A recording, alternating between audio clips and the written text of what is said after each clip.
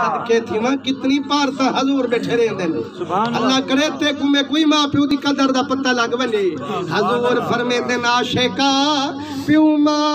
डाठे भला करन वाले होंदे वो अज तन मां दी फिक्र करेंदी ना प्यो दी गाल मनेंदी लेकिन मेरे मदनी करीम दा दीवाना अज ता 4 पैसे कमावन वाला वक्त को याद कर जै वेले मक्खी भी ना हटा सकदा मैं वो 1 रुपया भी ना कमा सकदा मैं ओहो बुढ़ड़ा बा होंदा सारा दी मेहनत करेंदा मजदूरियां करेंदा तेरी खातिर धप ते कमेंदा जदा घर विच वेंदा थकेड़ा भी न लहदा कोई आना खेंदा वो पुत्र जीवी तेरा बच्चा बीमार अजू को डाठा बुखार फरमाने हूँ वेले अपने थकन को न तकेंदा वे तू ता प्यो कनु पैसे लुकेंदी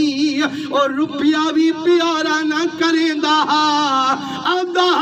जड़ा कुछ कमाई आया ये सारे पैसे चावो मेरे पुत्र ते लावो मैं को पैसे दी फिक्र करनी शाला मेरा घोड़ता जीवे होवे वाह वाह सुभान अल्लाह मेरे मदनी करीम दे दीवाने अम्मा दे वफा भी याद करे जो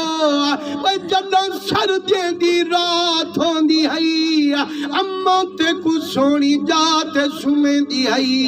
जेरे वेले पेशाब कर देंदा हमें अम्मा ठड्डी जात सुंदी है ते को सुकी जात सुमेंदी है जदा एडू पेशाब कर देंदा हमें अम्मा ते को हाथ निंद्र कर वेंदी है वे जालिमा अज प्यो मां दसमे आले दी उन्हें दिल दुखे दी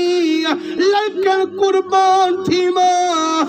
जेड़े वेले घर में दी घर वाली पूछ दिए